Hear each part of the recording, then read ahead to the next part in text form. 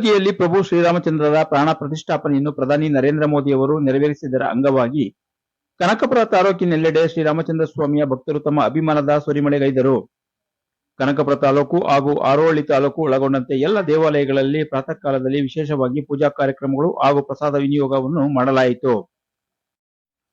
ಹಾಗೆಯೇ ವಿವಿಧ ಸಂಘಟನೆಗಳು ಹಾಗೂ ವೈಯಕ್ತಿಕವಾಗಿ ಕೆಲವು ಪ್ರಭು ಶ್ರೀರಾಮಚಂದ್ರ ಸ್ವಾಮಿಯ ಭಕ್ತರು ನೀರು ಮಜ್ಜಿಗೆ ಪಾನಕ, ಹೆಸರು ಬೇಳೆ ಉಸುಲಿ, ಬಾಳೆಹಣ್ಣಿನ ರಸಾಯನ ಹಾಗೂ ಪ್ರಸಾದವಾಗಿ ಪುಳಿಯೋಗರೆ, ಟೊಮೊಟೊ ಬಾತ್, ಪಲಾವ್ ವಿತರಿಸಿದರು. ಕನಕಪುರ ನಗರದ ಸಿಬಿ ಸರ್ಕಲ್ ಬಳಿ ಪತ್ರಕರ್ತರಾದ ಗಿರೀಶ್, ಜಗದೀಶ್, ಮನು, ಪ್ರಕಾಶ್ ಅವರನ್ನೊಳಗೊಂಡ ತಂಡ ಶ್ರೀರಾಮಚಂದ್ರ ಸ್ವಾಮಿಯ ಭಾವಚಿತ್ರಕ್ಕೆ ಪೂಜೆ ಸಲ್ಲಿಸಿ ಪ್ರಸಾದ ವಿತರಣೆ ಮಾಡಿದರು. ಹಾಗೆಯೇ ನಗರದ ಸಬ್ ರಿಜಿಸ್ಟರ್ ಕಚೇರಿ ಮುಂಭಾಗ ಚಿರಣಕುಪ್ಪೆ ರಾಜೇಶ್ ಅವರು ತಮ್ಮ ತಂಪು ಪಾನೀಯ ಅಂಗಡಿಯ ಮುಂದೆ ಹೆಸರು ಬೇಳೆ ಹಾಗೂ ಬೇಲದ ಹಣ್ಣಿನ ಪಾನಕ ವಿತರಿಸಿದರು.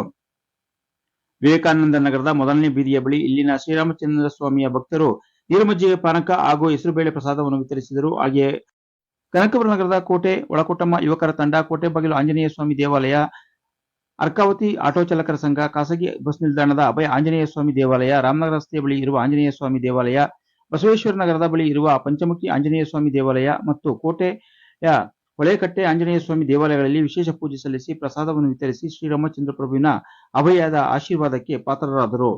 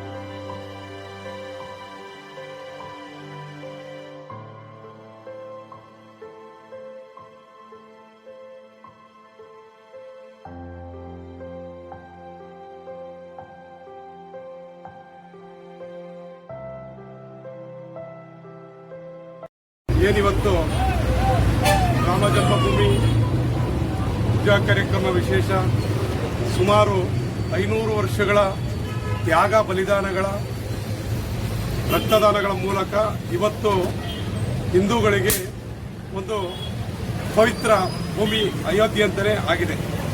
ಸುಮಾರು ವರ್ಷಗಳಿಂದ ನೆನೆಗುದಿದ್ದು ಈ ಪಕ್ಷ ಮಾಡಬೇಕು ಆ ಪಕ್ಷ ಮಾಡಬೇಕು ಅಂತ ತ್ವರಿತಗತಿದ್ದು ಒಂದು ಸಂಘಟನೆಯನ್ನು ಮಾಡಿ ಒಂದು ಮಂಡಳಿಯನ್ನು ಮಾಡಿ ಇದಕ್ಕೆ ಪ್ರಧಾನಿ ಮೋದಿಯವರೇ ಬಹಳ ಸೂಕ್ತ ಎಂಬಂತೆ ಅವ್ರ ನಿಟ್ಟಿನಲ್ಲೇ ಮಾಡಬೇಕು ಅಂತ ಹೇಳಿ ಅಯೋಧ್ಯೆಯನ್ನು ಮತ್ತು ವಿಜೃಂಭಣೆಯಿಂದ ಮತ್ತು ಹಿಂದೂಗಳ ಏನು ಜನ್ಮಭೂಮಿ ಅಂತ ಕರೀತಾ ಇದ್ದೀವಿ, ಪವಿತ್ರ ಭೂಮಿ.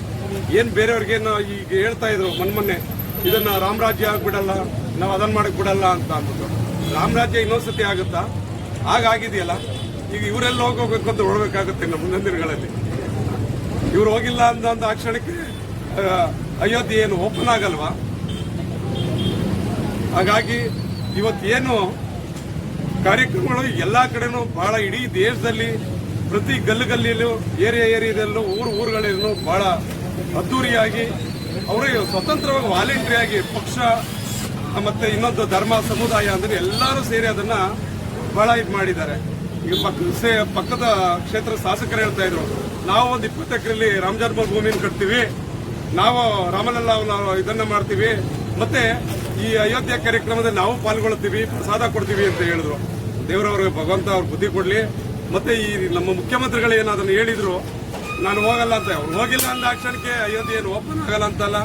ಶ್ರೀರಾಮನ ಜೈಕಾರ ಹಾಕ್ಲಿಕ್ಕೆ ತುಂಬಾ ಜನ ಭಕ್ತರಿದ್ದಾರೆ, ಇವರಿಂದ ಏನು ಬೇಕಾಗಿಲ್ಲ.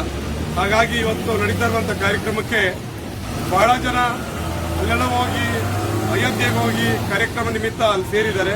ನಾವು ಇಲ್ಲಿ ಸ್ಥಳೀಯವಾಗಿ ಮಾಡಬೇಕಲ್ಲ ಅಂತ ಹೇಳಿ ಎಲ್ಲರನ್ನೂ ಕಾರ್ಯಕ್ರಮವನ್ನ ಸ್ವಾಗತ ಮಾಡಿಕೊಂಡು ಕೆಲಸ ಮಾಡ್ತಾ ಇದ್ದೀವಿ. ಜೈ ಶ್ರೀರಾಮ್, ಜೈ ಶ್ರೀರಾಮ್.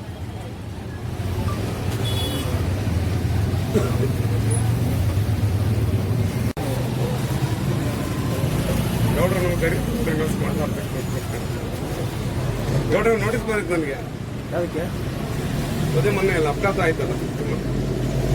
ಈಗ ನೋಡೋಣ, ಈಗ ಇನ್ನೂ